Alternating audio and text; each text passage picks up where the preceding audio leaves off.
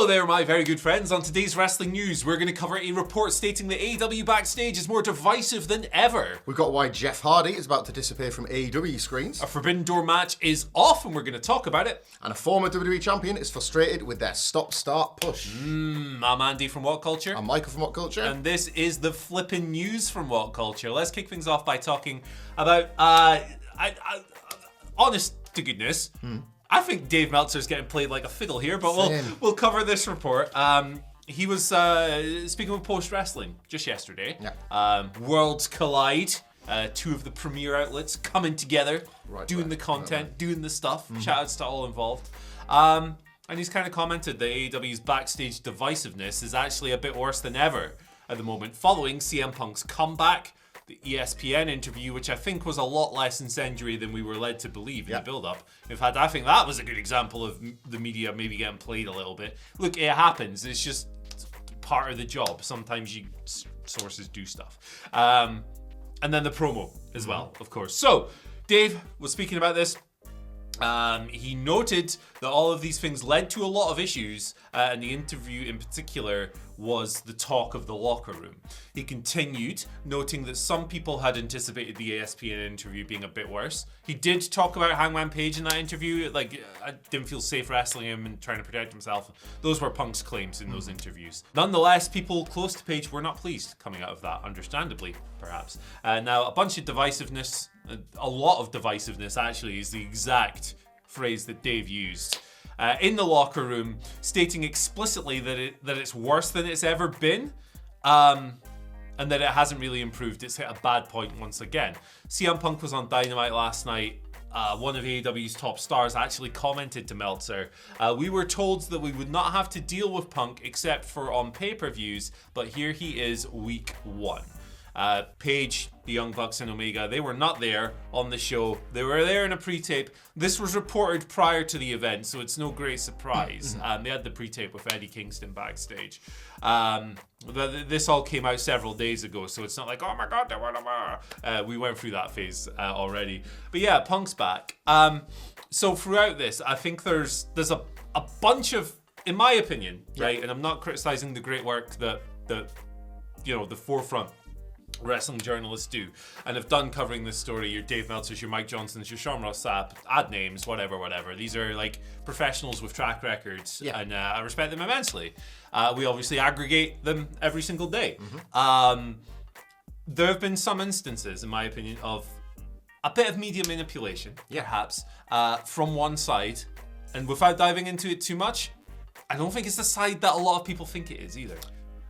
There will be a reason why, because it's Dave Meltzer, people will jump to a conclusion about a side. Yeah. When in reality, it might be the other. Again, like this is all. It's Damian Priest. It's Dominic Mysterio. Damian Priest is behind all of this. Dominic Mysterio is feeding the sheets. Yeah. It's. I listened to this full Dave Meltzer interview last night, and there was a couple of other points, like the worst than ever thing jumped out.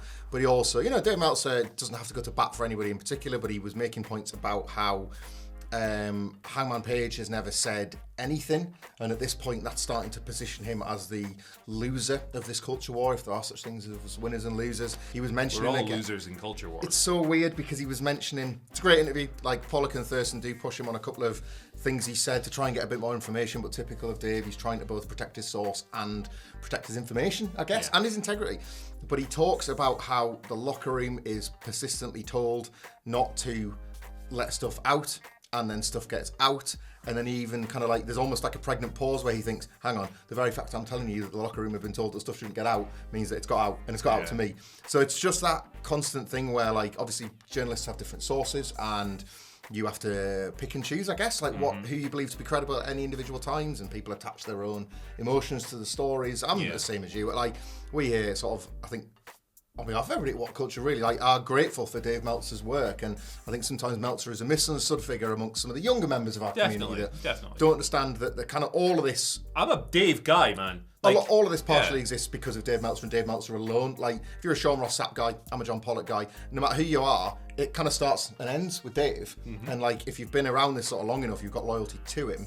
But this one, in contrast to just about everything we'd heard, the Young Bucks doing the little nudge and wink in the bio, the backstage happiness with the collision promo, the pre-approved lines of CM Punk, did kind of fly in the face that bit, didn't it? Yeah, I feel like, yeah, I mean, I don't want to dive into too much stuff with all of this, but like, when do we get to work stage with some of the drama and all of this? And that's the thing.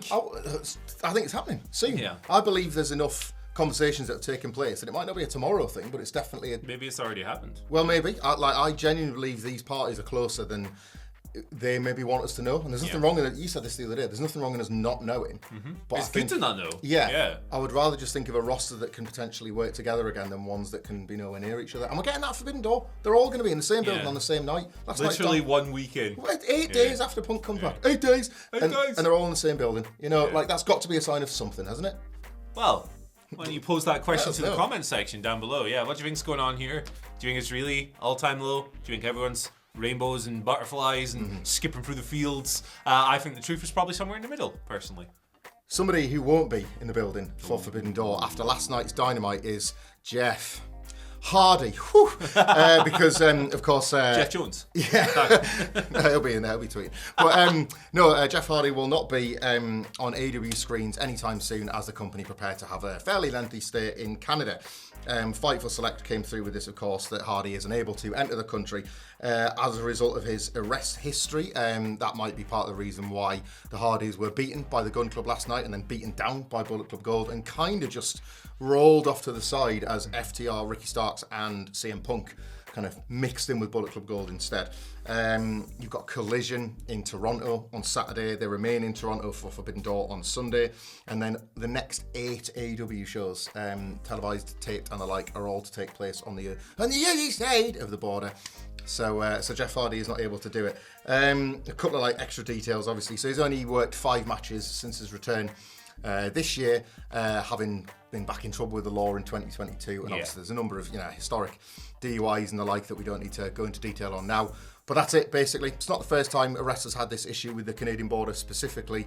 But Jeff, and we would maybe guess off the back of Dynamite, Matt as well, just won't mix in while they're in Canada. Yeah, it felt like a bit of a write-off, didn't it? As covered in the report there.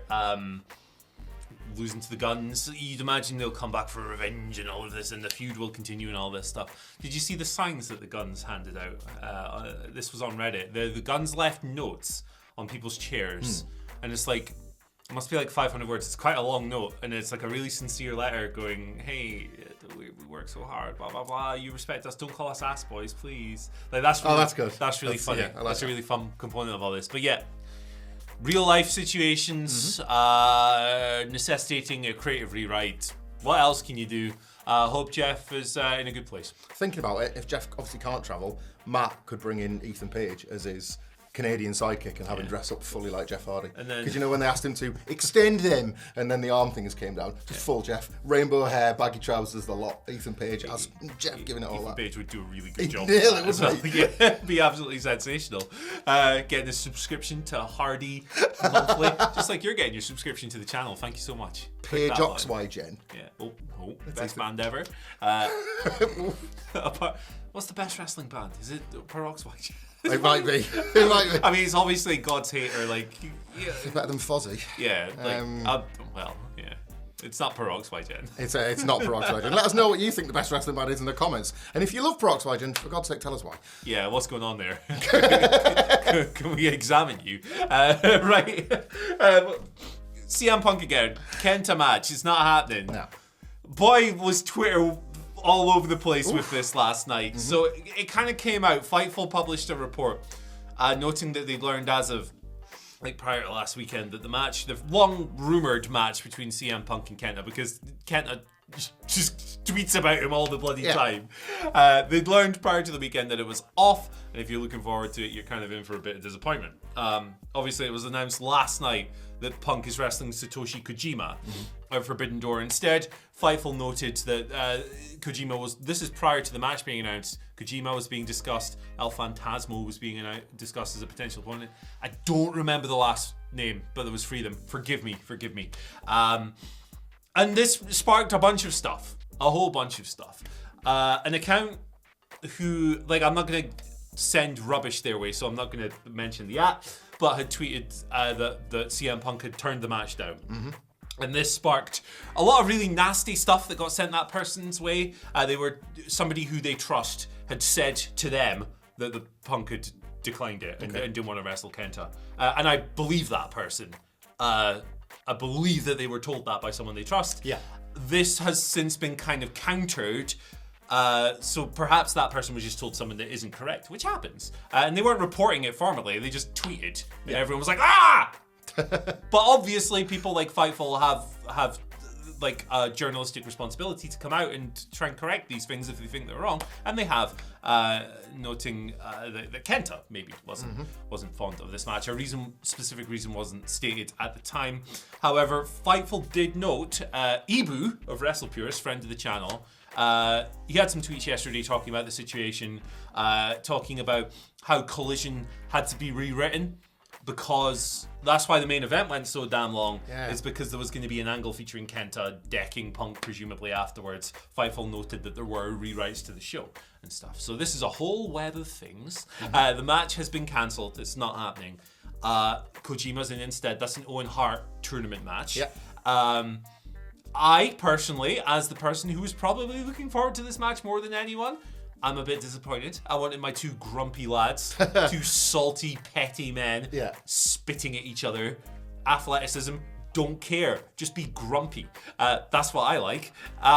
Disappointed, me personally. But also, I really like Kojima. And from an in-ring standpoint, this is probably a better match. Yeah, I would agree with that. I think Kojima and Punk will have a slightly more fiery affair, and Punk's only just come back, and the last thing you want, like, Punk's going to be incredible at like slowing a lot of these matches down and finding his pace and directing your attention to care about the details that you enjoy in a CM Punk match. But I just think there's more to be found in the Kojima pairing possibly than Kenta at this point. Not to denigrate Kenta. I will say this, Kenta steals a guy's finisher, then Nope's having a match with him all these years later. Tell me when I'm telling lies. All right, Phil. Phil Hamflet. Tell me in the comments when Michael I'm telling lies. But no, obviously, the debate was certain to rage because there was already people, interestingly, putting 1 and 1 together and making 86 based on the Punk page stuff from last week about him getting hit hard in the Double or Nothing match and not liking it. People were immediately jumping to that conclusion off the back of nothing. So that's maybe a tell of how people are going to react when a Punk story comes up. There's going to be all this sort of fiery conversation and that. And as Twitter really sucks. It just feels like there was a decision made. It appears by Kenta, but conflicting sources, that they decided not to go ahead with the match. And on we moved. Yeah, I think it's a shame, but hey, sometimes these things happen. It still might come back around as well. It's wrestling, isn't it? You never say. Grumpy men being grumpy at each other, it's great. Speaking of grumpy men being grumpy, not at each other, but at their bosses, Sheamus has expressed a bit of frustration. Frustration? I love it. With the Brawling Brutes' current position on SmackDown.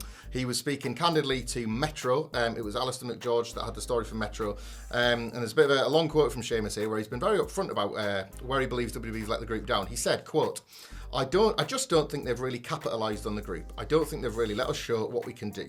This stop-start stuff is really hard when you're trying to highlight young talent. It's frustrating, So I don't know. Maybe we'll get an opportunity to show what we can really do as a group, because a lot of those other groups are out there now have definitely got an opportunity that we haven't had to do some storyline stuff, some character stuff. That's kind of a shame, mate, to be honest, considering the talent that's in there. He's obviously looking at like what Hit Row are getting, and he's thinking, I want some of that pie. But in all seriousness, obviously, as a tag team, Sheamus and Ridge Holland were defeated as part of the Gauntlet on SmackDown last week. Pete Dunne has qualified for Money in the Bank. Sheamus, of course, has had this fantastic run against Gunther last year, and there's been talks about them getting back to the Intercontinental title picture for him. But as a trio, as a group, whilst the likes of the Bloodline, the Flipping Judgment Day, and others, there has been more stable-centric storytelling in WWE since Triple H took over, and the Brutes, as a group, haven't really figured into that. Yeah, I get where he's coming from. If he's trying to elevate Ridge and Pete as younger wrestlers, I can understand fully why he would be a bit frustrated. They got War Games with Drew and Kevin Owens, didn't they? That was it. Kind of peak there for them. Yeah. And everything since then has just been about like Sheamus in a solo thing. Yeah. Them in tag jobbers or whatever. Like, that's the thing with it, isn't it? Like, the Sheamus solo stuff has been phenomenal. Like, it's peaked incredibly high. Some of the best stuff WWE's done in years. The Gunther match, the Triple Threat this year as well. But yeah, like as a stable, it's not quite been there. So I get it. I totally understand his frustrations. I think it's really refreshing to hear a WWE veteran speaking so like candidly about this and openly. It's really cool. Especially in an effort to throw the ladder down to his young mates and try and pull him exactly. up as well. He can use his power and pull to just be honest. He's a good guy, by all good accounts. And I would have liked a more prolonged thing with the Bloodline while the Bloodline were still not trying to murder each other. Yeah. We didn't get it. We move on. Maybe they'll get something more substantial in the future. Yeah.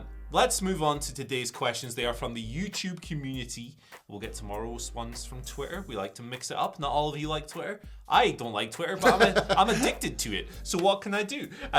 Jacob Mezzanetti's been on. Frequent contributor, friend of the show. Good morning, you good people. He's a good person. Yeah, I was going to say he means Wilborn. He's not back till tomorrow. That's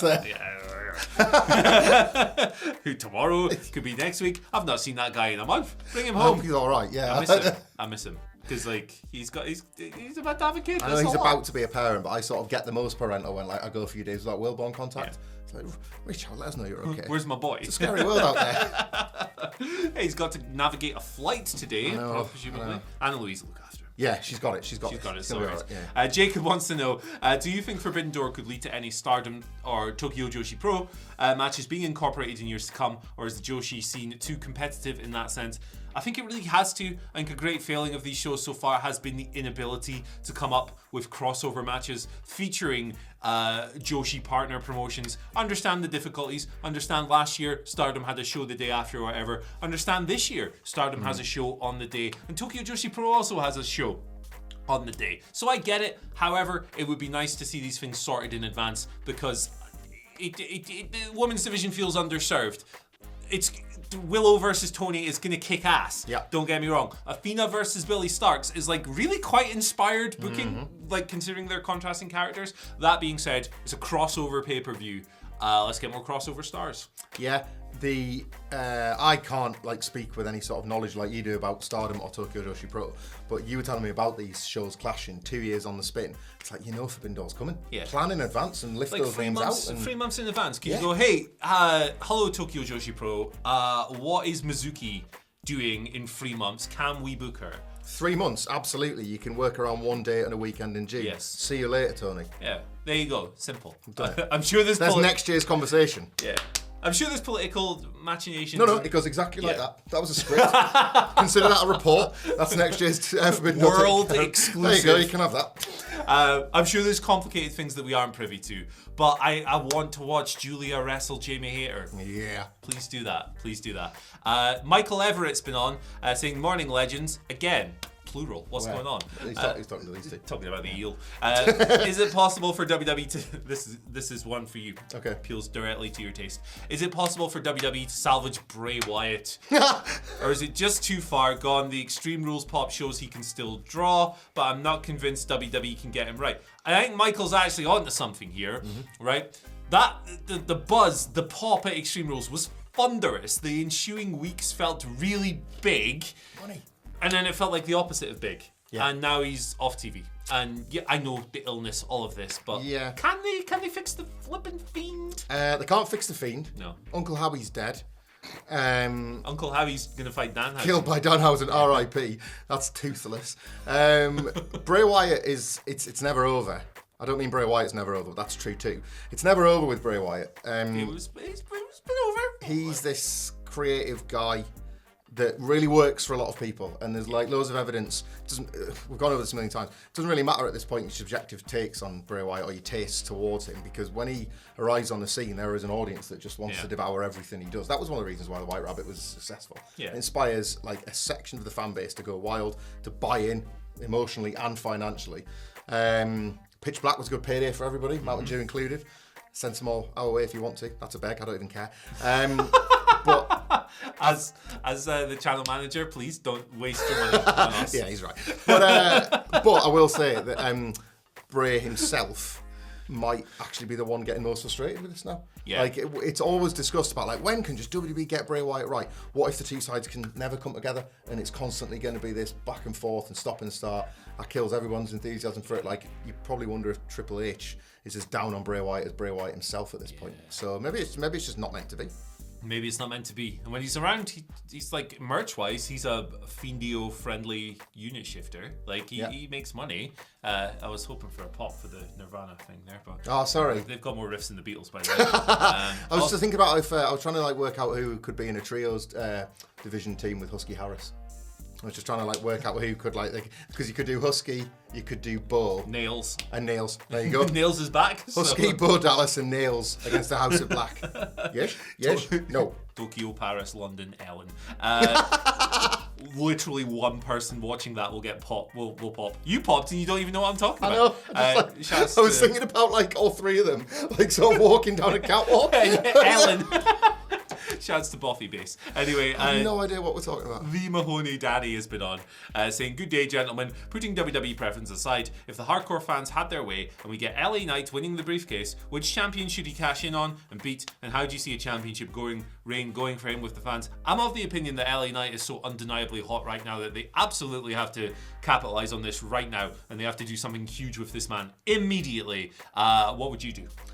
That's what would I do? Hospital pass, I'm sorry. What would I do would be exactly the same. What WWE do, we'll pick Logan Paul and he'll just appear on, like, I don't know, podcasts with it, or he'll turn the briefcase into like a promotional plug for Green Prime flavour or something like that. Send me to hell. Like, it's fine. Like, if WWE did the stuff all the time that they were like supposed to do, and I don't even know why I'm using them because I actually think this, so they can go away. Like Cody Rhodes would have won the belt. Like booking decisions are so much less about the booking now because of the way the company makes money. I'm sorry, this is boring. I know it's not what you want to hear. I love LA Knight. Who doesn't? I'm with you. Like when there's a hot wrestler, push the hot wrestler. It never gets more complicated than that for wrestling to me. But then I would never work with, the Saudi Arabian Sports Authority or some of the evil billionaire network executives. Or Sport Newcastle United. Yeah. Certainly never that, but that was pre the awful ownership. See, I supported them pre the awful ownership. It's both. Yeah. Right. I've got like historic dislike. High and mighty. Very good. High and horse. Historic dislike. Don't trust the ownership. Sam Fender. 3 good reasons. So yeah, He's the new Bruce Springsteen. I just anyway. Yeah, I just LA Knight all day, and I don't want this trend of challenging for secondary titles to become normalised either. They've invented a toy belt that they can call the world for this specific reason. Yeah. If you don't believe your cashing guy can cash in on Reigns, have him cashing on Rollins. Don't start messing around with Austin Theory's United States title or something. Yeah. No. I would have him win Money in the Bank. I would have him hold on to the briefcase for about 3 or 4 months because I want Seth to have a good reign. And then I would have him cash in on Seth. That's what I would do. And I think he'd have a great reign because he's extremely over. Listen to his reactions. Man's undeniable. He rules. And you know what else rules? Is the video that's right here, right now. Check that one out. If you like this one, you're going to like that one. We do this every single day. 4 times some days. It's crazy. Self-esteem. Self-esteem. Bye.